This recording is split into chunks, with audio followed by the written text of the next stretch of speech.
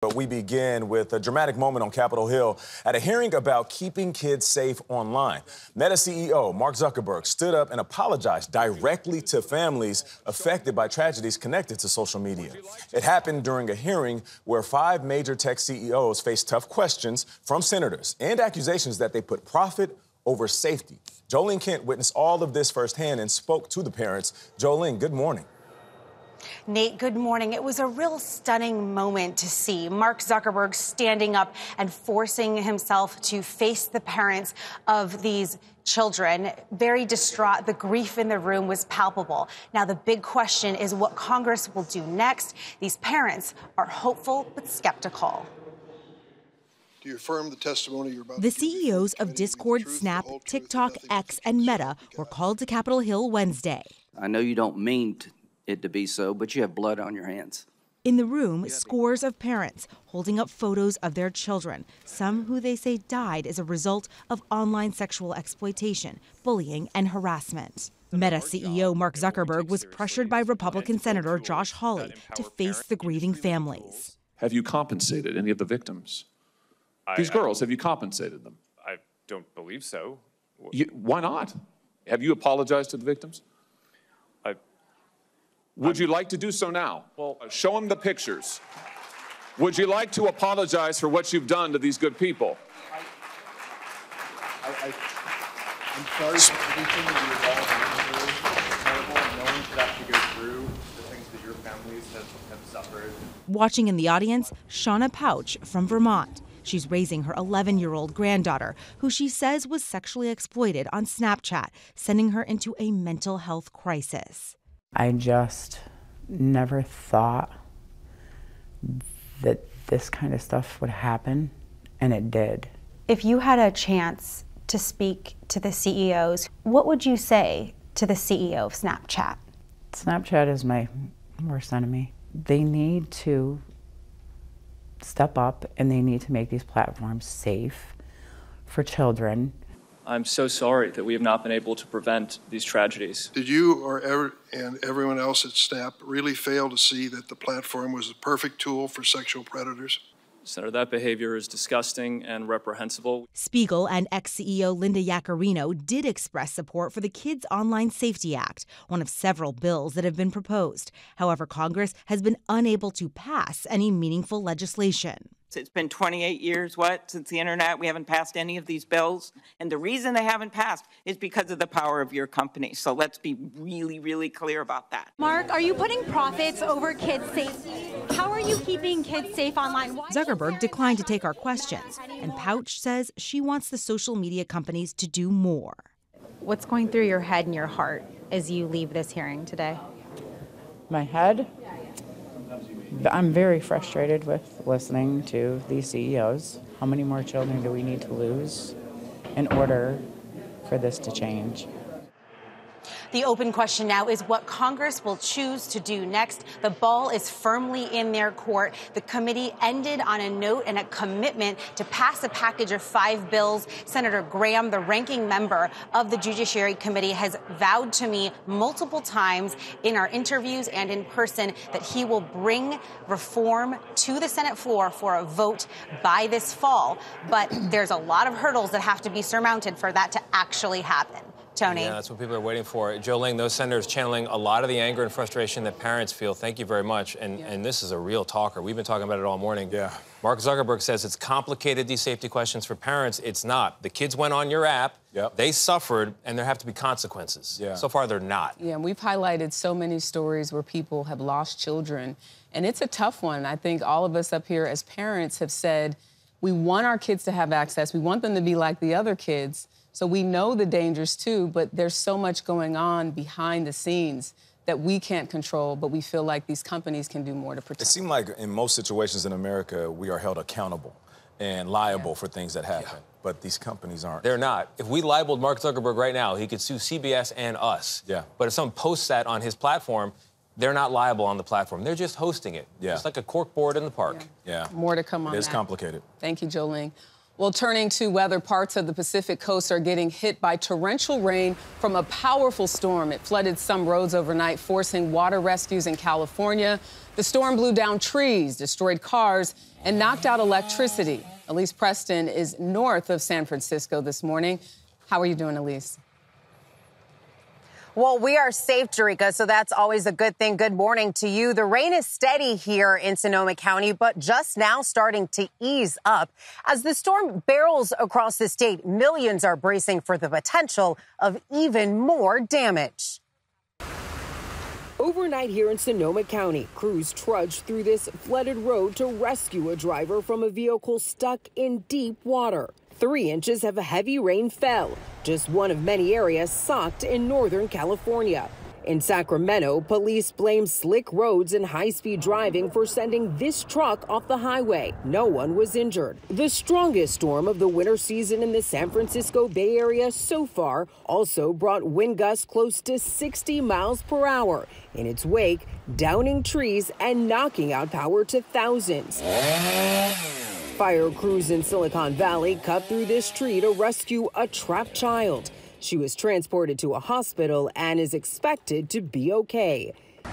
This same atmospheric river event is now slamming Southern California, too. In San Clemente, concerns are growing over a worsening landslide. Crews worked quickly to tarp this hillside. In San Diego, residents hope these sandbags protect their homes and businesses as the storm grows stronger. Today, the city is under a voluntary evacuation order for low-lying areas. It is designed to encourage residents in these flood-prone communities to prepare if and when evacuation does become necessary. Not only will this storm continue to bring flooding rain and gusty winds, we're looking at a second system moving in this weekend. That storm could be even worse. Tony? All right, Elise, thank you very much. Let's go now to meteorologist Stephanie Abrams with our partners at the Weather Channel. Steph, good morning to you. So how bad are these storms going to get in the days ahead? Well, Tony, good morning. The storms will be quite disruptive and damaging. Together, they will bring widespread 5 to 8 inches of rain. Some spots could get 8 to 12. In the mountains, it's 5 to 6 feet of snow and winds gusting over 50 miles an hour. If you're traveling, make sure you have a winter emergency supply kit. Today, our first storm will continue rolling through California.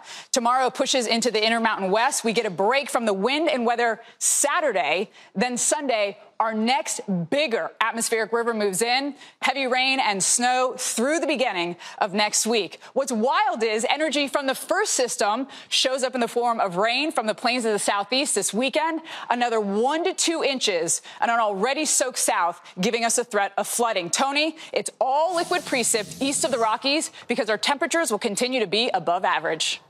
All right, I'll take those warmer temperatures. Stephanie, thank you very much. Now to the Middle East, where the U.S. is preparing to respond to the drone attack that killed 3 Americans in Jordan. CBS Evening News anchor and managing editor Norah O'Donnell got exclusive access to operations on the USS Dwight D. Eisenhower, an aircraft that is playing a key role in responding to missile and drone strikes by Iran-backed militants. The U.S. has positioned one of its most lethal and effective assets in the Red Sea. We went to see for ourselves, taking a C-2 Greyhound, also known as a COD, to the USS Dwight D. Eisenhower aircraft carrier. The night we arrived on board the carrier, the destroyer, the USS Gravely, intercepted another Houthi missile. We're on call 24/7. It never stops. Rear Admiral Mark Miguez is the commander of Carrier Strike Group 2. What's the first thing the president asks when there's a crisis? Where are the carrier strike groups? And there's a reason for that. You've seen some of it in full display over the last 8 hours. We were there during night flight operations.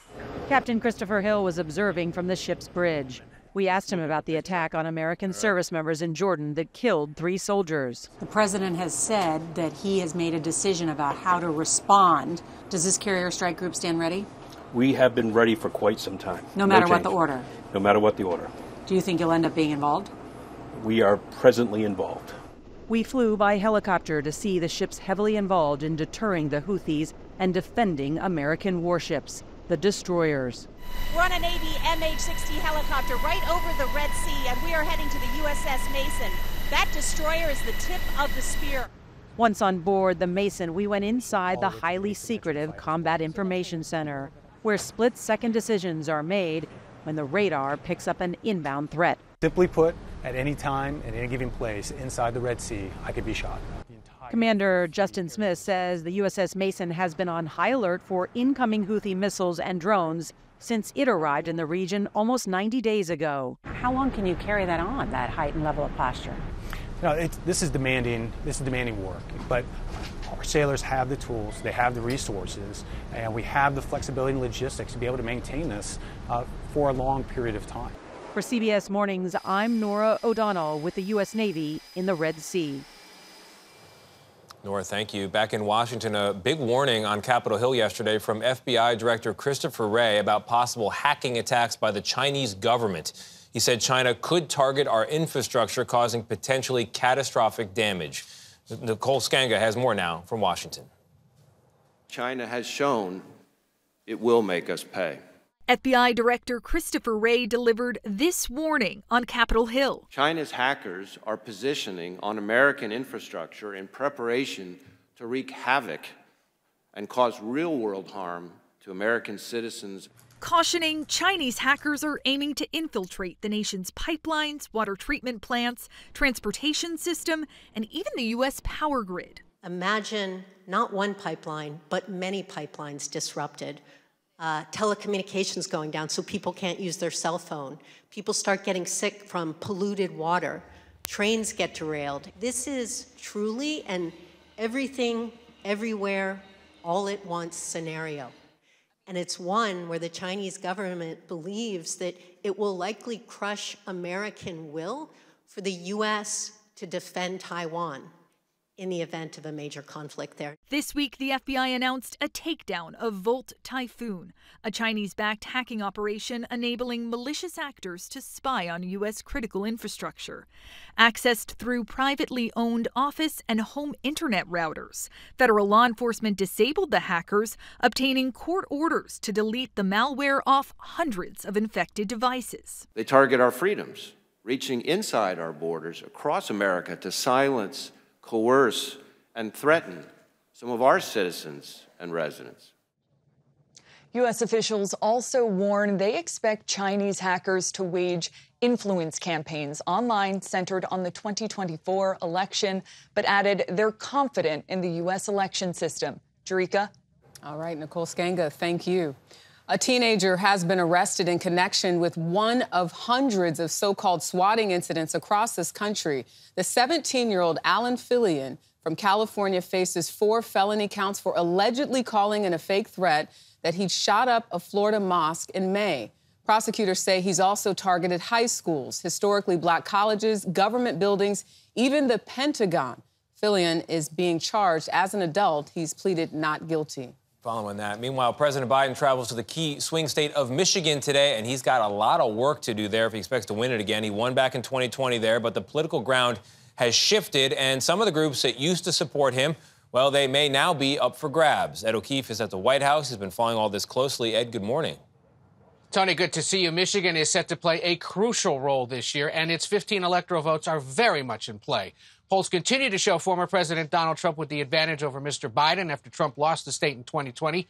Both candidates know winning support from union workers could be key in Michigan. Trump met Wednesday here in Washington with leaders of the Teamsters Union. And while they're unlikely to endorse him, Trump is hoping to make inroads with its rank and file. The current president is set to meet today with members of the United Auto Workers, which did endorse him last week, as you see there, after he stood with them on the picket line last year.